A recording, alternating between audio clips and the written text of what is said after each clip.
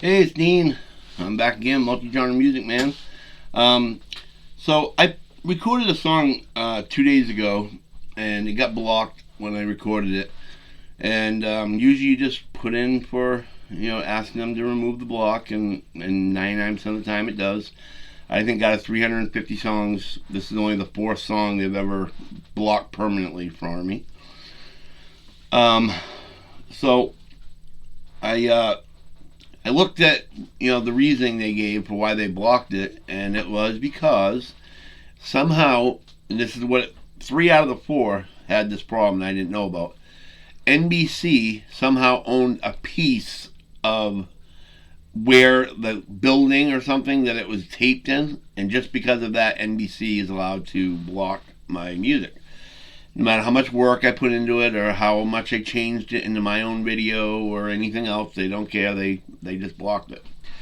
So what I did was I found another version of the same exact song, but it's recorded off somebody's cell phone, so the quality's not 100%, but it's really good. Sometimes they're actually taping them live, and sometimes they're taping off a big screen that's right beside them.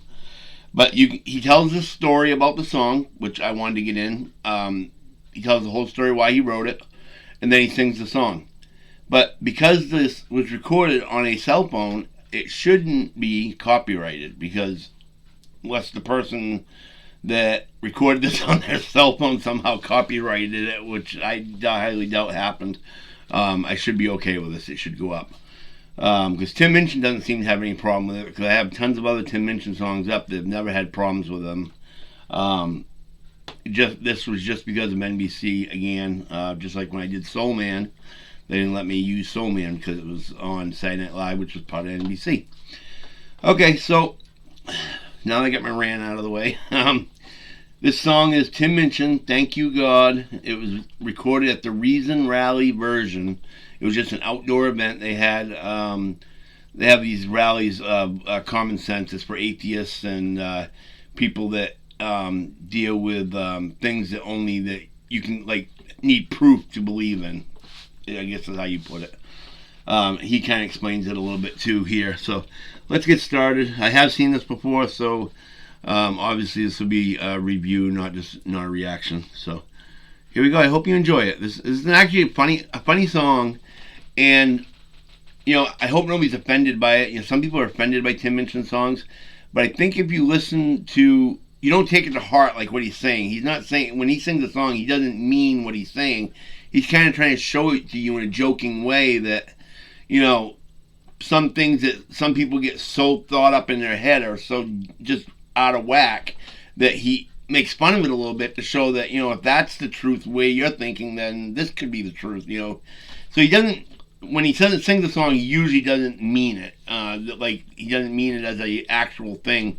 It's usually a joke. He is a comedian from Australia. I know I got that wrong on one video, and I've gotten 10 people who have told me that I've got it wrong. I said UK by accident. He is definitely from Australia. He wasn't born, I don't believe, in Australia, but anyway, he lives in Australia, Sydney, Australia. So anyway, here we go. Tim Minchin, Thank You God, the Reason Rally version. Here we go. 300 years after the Enlightenment, we still have to be here having a fucking rally for the obvious. I'm sorry, there is some swearing in here too. I'm sorry for that. It was live. At least that's what I thought. But actually I had an experience recently that kind of changed my take on a lot of this sort of stuff, and I want to share it to you because I'm not going to be doing some of the more sort of God-bashing stuff that I used to do, because this thing happened, right? I'll tell you, because I think you deserve an explanation for why I'm not doing songs about irreligious songs anymore. I'm just enjoying the silence.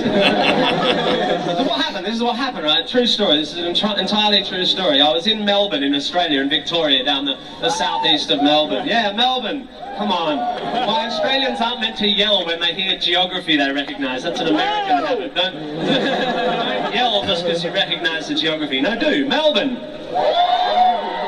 was in Melbourne and I was doing a gig in America, a bar, baby. in a small bar, and I was standing there after the gig with a small group of comedians, and I noticed this bloke down the end of the bar, very striking bloke he was. He was about 6'2", one of these kind of Aussie, bronzed Aussie guys, shirt open down to about here, hairless and tanned guy he was. But I also noticed him because hanging around his neck, lying against his tanned, hairless chest on the end of a quite prominent silver chain, was a quite prominent silver cross. You know, the kind of cross you might wear if you're a fan of intersections. Or the lowercase letter T. But probably most commonly if you're a fan of the apparatus upon which first century Romans tortured and put to death thieves and Jewish insurgents. Anyway, he was standing there and he was looking at us, and I could tell he wanted to come over to us. He had that look about him. He was very intense. He was on his own. It was slightly weird, and eventually came over with his torture equipment flapping against his chest, and he said, "G'day Tim, my name's Sam." His name, it appears, was Sam. And he said, "I'm from Dandenong." Dandenong, for those who don't know, is an outer suburb in the hills just outside Melbourne and Victoria in Australia. And eventually he got talking and he was talking. He was one of those guys who didn't have a very good understanding of personal space, but he was very passionate, and I respect that. But I could tell he wanted to say something, and eventually he said, "I want to say something." So I was right. And he said, I've always wanted to ask you something, because I'm a big fan of your work, and I don't want you to think I'm offended or nothing, because I'm not.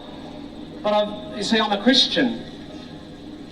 That settled that. And he said, "I've always wanted to ask you, because you do a lot of material about God and stuff, but you've never answered for me the fundamental question of why. Why you don't believe in God." And I said, "Well, Sam, I don't believe in God for the same reason that anyone who doesn't believe in a thing doesn't believe in it, because I haven't yet been offered enough evidence to allay my doubts." And he said, "But you don't just go through your whole life only believing things that you got evidence for, do you?"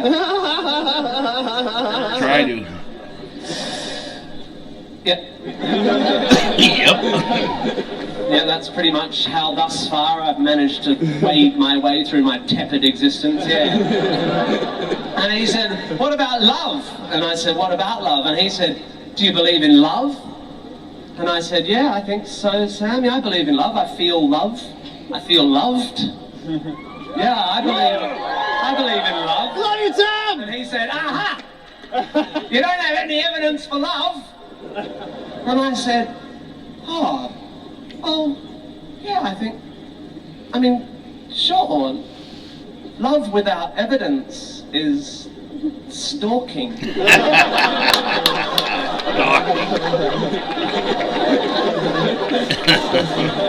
So I was going fine, right? And then Sam said this. He told me the story of his mum, an incredible story, and I'll tell you it now as quickly as I can. Apparently Sam's mum in her early 60s had developed a problem with her eyes, and she didn't want to go to the doctor. She didn't like the idea of doctors, but eventually they cajoled her into going.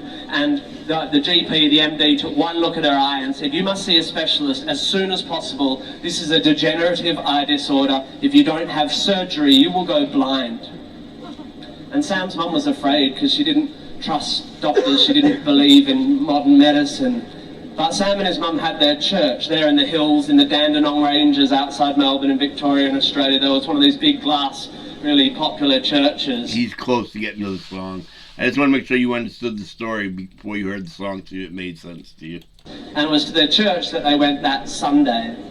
And apparently the entire packed congregation of some 3,000 people all simultaneously prayed for Sam's mum. And the following Tuesday, when they went to the specialist, there was no sign whatsoever that there'd been anything wrong with her eyes. They were perfectly healthy. She was cured. She'd been healed.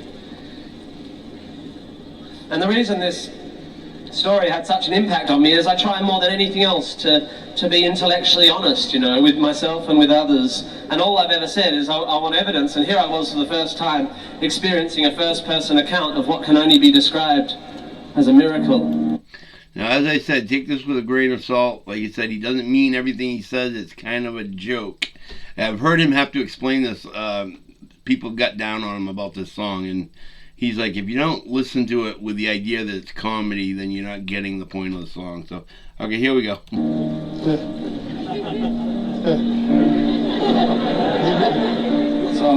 gone home and I wrote this song. I have an apology to make. I'm afraid I made a big mistake. I turned my face away from you, Lord. I was too blind to see the light. I was too meek to feel your might. I closed my eyes, I couldn't see the truth, Lord. But then I saw on the Damascus road, you sent a messenger to me, and so now I've had the truth revealed to me. Please forgive me all those things I said. I'll no longer betray you, Lord. I will pray to you instead, and I will say thank you, thank you. Something I never mentioned, by the way, and because I didn't know this until I heard him talking about it the other day. I knew he had doctorates and he's got, but he's a really smart guy and all that. But he actually is a self-taught musician, just like my uncle. My uncle's a self-taught musician. Taught himself how to play the piano and how to sing and all that stuff. And that he didn't have to be taught to do any of that. So yeah, that's pretty cool. A little fact about him that I don't know how many people know that, but I didn't know about it until the other day. Thank you, God. Thank you, thank you.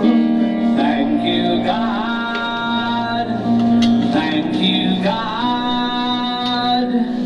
Thank you, God, for fixing the cataracts of Sam's mum. I had no idea, but it's suddenly so clear now. I feel such a cynic, how could I have been so dumb? Thank you for displaying how praying works, a particular prayer in a particular church. Thank you, Sam, for the chance to acknowledge this omnipotent ophthalmologist. Thank you, God, for fixing the cataracts of Sam's mum.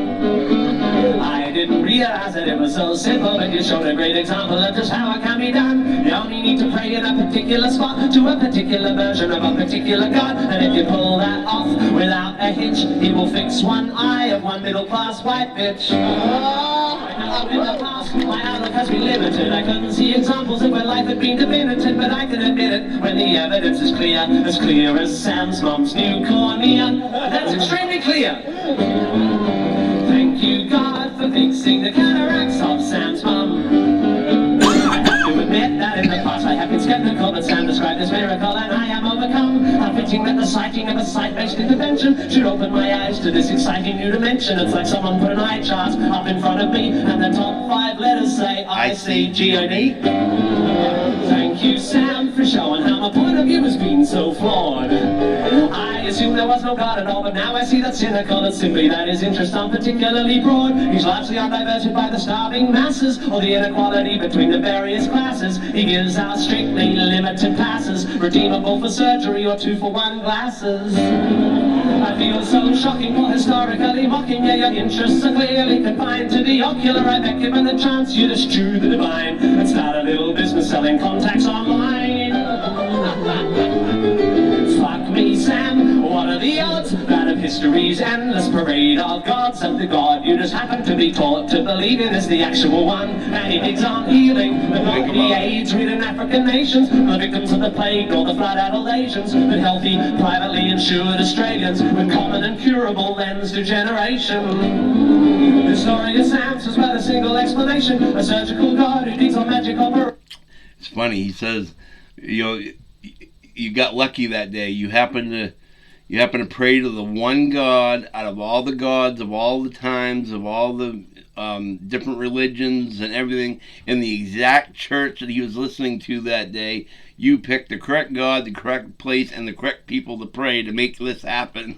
That's pretty funny. No, it couldn't be mistaken, attribution of causation, more of a coincidental temporal correlation, exacerbated by a general lack of education, vis-a-vis physics in Sam's parish congregation. It couldn't be that all these pious people are liars. It couldn't be an artifact of confirmation bias or a product of groupthink, a mass delusion, an emperor's new clothes style fear of exclusion. No, it's more likely to be an all-powerful magician than a misdiagnosis of the initial condition, or one of many cases of spontaneous remission, or a record-keeping glitch by the local physician. But the only explanation for Sam's mum's seeing, they prayed to an all-knowing super being, to the omnipresent master of the universe, and he liked the sound of their muttered verse. So for a bit of a change from his usual stunt of being a sexist, racist, murderers. Oh. And just like that, used his powers to heal the cataracts of Sam's mom. Of Sam's mom. Oh, thank you, God, for fixing the cataracts of Sam's mom. I didn't realize that it was such a simple thing. I feel such a tingling, my ignorant scum. Now I understand a prayer can work, a particular prayer in a particular church, in a particular style, with a particular stuff, and for particular problems that are particularly tough, and for particular people, preferably white, and for particular senses, preferably sight, a particular prayer in a particular spot, to a particular version of a particular God. And if you get that right, eat a smite, take a break from giving babies malaria, and pop down to your local area to fix the cataracts of your mum.